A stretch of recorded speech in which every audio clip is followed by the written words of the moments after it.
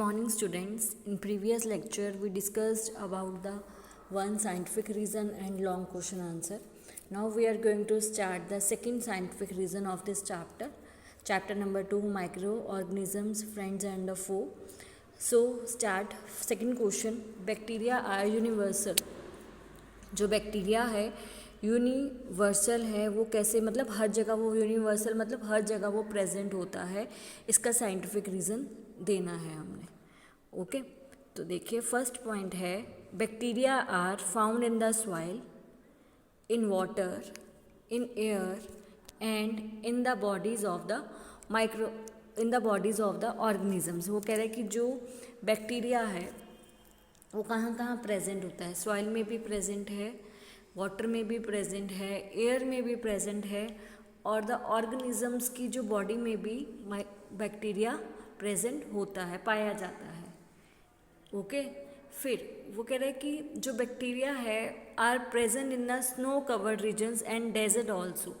जो ये नहीं है कि वहाँ पे बहुत स्नो होती है, बहुत ठंड होती है, या डेजर्ट मतलब वहाँ पे बहुत गर्मी है, बारिश नहीं होती, डेजर्ट एरिया है तो वहाँ पे बैक्टीरिया नहीं फाउंड होगा.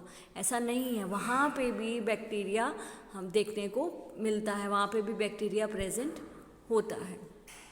Okay, so bacteria are present in snow covered regions and the desert also.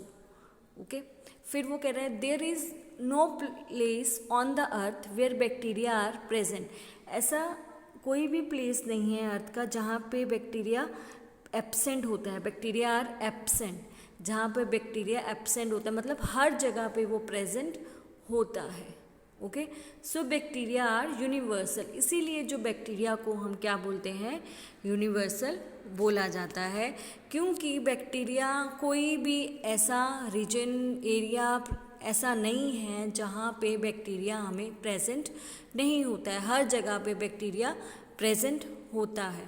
ठीक है, सॉइल में, वाटर में, ऑर्गेनिजम्स की बॉडी में, इवन जो स्नो कवर्ड रीजन्स होते हैं, डेजर्ट एरियाज़ होते हैं, उनमें भी क्या होता है, बैक्टीरिया फाउंड होता है. क्योंकि आपको देखा था हमने पहले कि बैक्टीरिया से हम क्या क्या बना सकते हैं, क्या क्या वो हमारे लिए हेल्पफुल है. इसीलिए जो बैक्टीरियाज होंगे वो क्या होते हैं, हर जगह पे वो प्रेजेंट होते हैं. इसीलिए तो हम बैक्टीरियाज को यूनिवर्सल बोला जाता है. ओके, इसीलिए वो भी यही बोलता है कि कोई भी अर्थ का ऐसा प्लेस नहीं है जहाँ पे बैक्टीरिया नहीं पाए जाते. ठीक है, बैक्टीरिया एब्सेंट होते हैं, ऐसा कोई भी प्लेस नहीं है. There is no place on the earth where bacteria are absent. जहाँ पे बैक्टीरिया एब्सेंट है, कोई भी प्लेस ऐसा नहीं है, मतलब वो हर जगह पे प्रेजेंट ही प्रेजेंट है.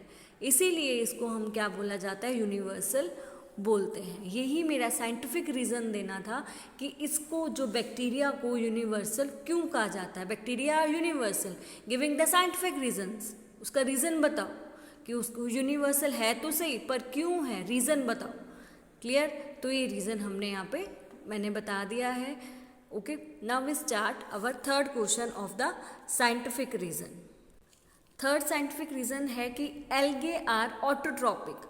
मतलब एल्गे ऑटोट्रॉपिक होते हैं. ठीक है, वो अपना फूड खुद प्रिपेयर करते हैं, वो डिपेंड नहीं होते हैं. ऐसा क्यों होता है, उनको ऑटोट्रॉपिक क्यों बोलते हैं. जो एल्गे है उनको हम ऑटोट्रॉपिक क्यों बोला जाता है. वो कह रहे हैं कि जो एल्गे में सेल प्रेजेंस होते हैं, कौन से, chlorophyll. There is chlorophyll in the cells of a algae. जो एल्गे में सेल प्रेजेंट है उनमें क्या होता है, क्लोरोफिल होता है. There is a chlorophyll in the cells of a algae. Algae के सेल्स में क्या प्रेजेंट है, क्लोरोफिल प्रेजेंट है. सबसे पहले तो आपको माइंड में यही सेट करना होगा कि जो भी एल्गे में सेल्स होते हैं उनमें क्लोरोफिल होता है. ओके, फिर दे प्रोड्यूस, वो क्या करते हैं, ऑर्गेनिक सब्सटेंस बनाते हैं. वो क्या करते हैं, दे produce organic substances by photosynthesis in the presence of sunlight with the help of a chlorophyll. अब वो कह रहा है कि वो ऑर्गेनिक सब्सटेंस प्रोड्यूस करते हैं, कैसे, बाय द फोटोसिंथेसिस से. फोटोसिंथेसिस से वो ऑर्गेनिक सब्सटेंस को प्रोड्यूस करते हैं, किसकी प्रेजेंस में, इन the presence of sunlight with the help of chlorophyll, because chlorophyll is present in the cells of the algae. इसीलिए वो क्लोरोफिल की हेल्प से और प्रेजेंस ऑफ सनलाइट की प्रेजेंस से वो ऑर्गेनिक सब्सटेंस को बनाते हैं, प्रोड्यूस करते हैं।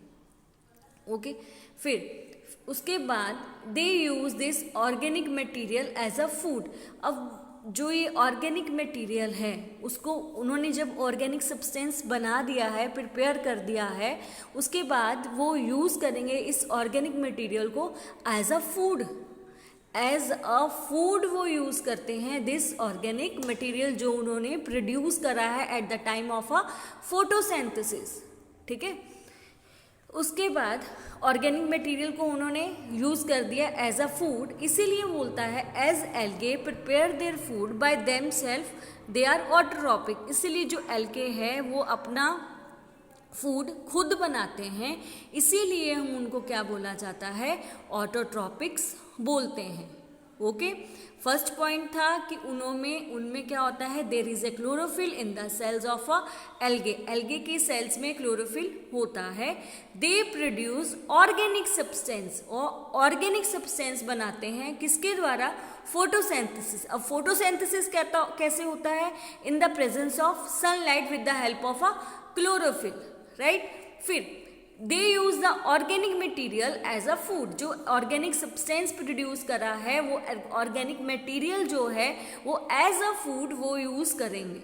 Okay, they use this organic material as a food, right. फिर as algae prepare their food by themselves. अब वो जो ऑर्गेनिक मटेरियल था वो फूड की तरह वो यूज कर रहे हैं, इसलिए वो फूड क्या बना रहे हैं, खुद बना रहे हैं ना, इसीलिए दे आर अ ऑटोट्रॉपिक। इसीलिए उनको क्या बोलते हैं, ऑटोट्रॉपिक्स बोला जाता है। यही वो बोल रहा था, एल्गे आर ऑटोट्रॉपिक। इसका रीजन हमने उसको दे दिया है कि क्यों वो ऑटोट्रॉपिक है। Okay, now we start fourth question, fourth scientific reasons of this chapter. Water should be boiled and then used during the epidemic. वो कह रहा है कि जब एपिडेमिक का मीनिंग होता है कोई महामारी चल रही हो, तब वाटर क्यों बॉयल करना चाहिए जब हमने उसका यूज़ करना है। जब हमने वाटर को यूज़ करना है तब हमें उसको क्यों बॉयल करना चाहिए ड्यूरिंग एन एपिडेमिक, जब कोई महामारी चल रही हो। एपिडेमिक का मीनिंग होता है महामारी। ओके, जैसे अभी एक कोरोना वायरस चल रहा है। अब वो ऐसा क्यों होता है, देखो, during an epidemic micro organisms enter water. जो कह रहा है कि ड्यूरिंग एन एपिडेमिक के दौरान वो क्या करता है, माइक्रो ऑर्गेनिज्म, कोई भी, देखो वो कह रहे हैं जब एपिडेमिक चल रही है, कोई भी जब महामारी चल रही है, तो जो माइक्रो ऑर्गेनिजम्स होते हैं वो इन एंटर हो जाते हैं कहाँ पे, वाटर। आपको दिखेगा ये वाटर रिजर्वॉयर्स, पर इसको रहजुवा बोलते हैं। इस वर्ड को रहजुवा बोला जाता है। जो ऑर्गेनिजम्स होते हैं वो रहजुआ में एंटर हो जाते हैं। किसके थ्रू, क्लोथ्स के थ्रू, यूटेंसिल्स के थ्रू, एक्सक्रीटा के थ्रू, यूरिन के थ्रू, वॉमिट के थ्रू ऑफ अ पेशेंट की क्लोथ्स, यूटेंसिल्स, एक्सक्रीटा, यूरिन के थ्रू ये माइक्रो ऑर्गेनिजम्स इन रहजुआ में एंटर हो जाते हैं। इन रहजुआ को क्या बोलते हैं, इन रहजुआ जैसे तुम्हारे पॉन्ड्स हैं, ठीक है, छोटे छोटे कुंड बनाए होते हैं जहाँ पे वाटर को हम स्टोर करके रखते हैं, उसको हम रहजुआ बोलते हैं। ठीक है, तो यहाँ पे क्या होते हैं कि लोग यहाँ पे अपने यूटेंसिल्स को वॉश करते हैं, कपड़ों को वॉश करते हैं, जिसके कारण जो माइक्रो ऑर्गेनिजम्स इसके अंदर एंटर हो जाते हैं। कब, एपिडेमिक के टाइम, जब एक महामारी चल रही हो। ओके, फिर वाटर इन रेजुवा गेट कॉन्टामिनेटेड। जो इन रेजुवा में वाटर होता है वो कॉन्टामिनेटेड हो जाता है, मतलब वो दूषित हो जाता है। कॉन्टामिनेटेड का मीनिंग होता है दूषित होना। जो वाटर होता है इन रेजुवा में वो क्या हो जाता है, कॉन्टामिनेटेड हो जाता है, पोल्यूटेड हो जाता है, दूषित हो जाता है। ये तो आपको पता ही है कि आप एक महामारी के टाइम एक पेशेंट के वहाँ पे यूटेंसिल्स, कपड़े धोओगे, वॉश करोगे तो वो वाटर कैसा हो जाएगा, कॉन्टामिनेटेड होगा ना, जिसके कारण तुम्हें भी डिसीज लग जाएगी। Okay, diseases are caused by drinking such water. अब लोग इसी वाटर को पी लेंगे तो डिसीजेज क्रिएट हो जाएगी। Okay, so on boiling water the microorganisms in it are destroyed. जब माइक्रो ऑर्गेनिजम्स क्या हो जाते हैं, डिस्ट्रॉयड हो जाते हैं। जब वाटर को हम बॉयल करते हैं तो माइक्रो ऑर्गेनिजम्स उसमें जो भी प्रेजेंट होते हैं वो क्या हो जाते हैं, डिस्ट्रॉयड हो जाते हैं। So water should be boiled and then used during an epidemic. जब भी आपको एपिडेमिक के दौरान वाटर को यूज़ करना है तो उसको मस्ट क्या करना चाहिए, बॉयल करना चाहिए। अदरवाइज आपको वो डिसीज़ क्रिएट हो जाएगी आपकी बॉडी में यदि आप उसको बॉयल करके नहीं ड्रिंक करते। इसलिए आपको वो वाटर को ड्रिंक करना है तो एपिडेमिक के टाइम वाटर को बॉयल करके ही ड्रिंक करना चाहिए ताकि आपको कोई भी प्रॉब्लम ना हो। ओके, एपिडेमिक के टाइम माइक्रो ऑर्गेनिजम्स एंटर हो जाते हैं कहाँ पे, रेजुवा में। किसके through, close utensils, excreta, urine, vomit, patient की वॉमिट, यूरिन, एक्सक्रीटा के थ्रू वो एंटर हो जाते हैं, जिसके कारण वो रेजुवा क्या हो जाता है, कॉन्टामिनेटेड हो जाता है, दूषित हो जाता है। वाटर इन जो वाटर प्रेजेंट है उसमें वो क्या हो जाएगा, कॉन्टामिनेटेड हो जाएगा, और जिसके कारण आप वो ही वाटर को ड्रिंक करोगे तो डिसीज़ क्रिएट हो जाएगी। इसीलिए बॉइलिंग वाटर पीना चाहिए ताकि जो माइक्रो ऑर्गेनिजम्स हैं उसमें क्या हो जाए, डिस्ट्रॉयड हो जाए, क्योंकि बॉइलिंग करने से वाटर को बॉयल करने से माइक्रो ऑर्गेनिजम्स डिस्ट्रॉयड हो जाते हैं। क्लियर, ये सब इसीलिए हमें करना चाहिए। यही क्वेश्चन था, water should be boiled and then use during an epidemic. जब एपिडेमिक के टाइम आपको वाटर को यूज़ करना है तो आपको बॉयल करना चाहिए। ऐसा क्यों, उसका रीज़न देना था।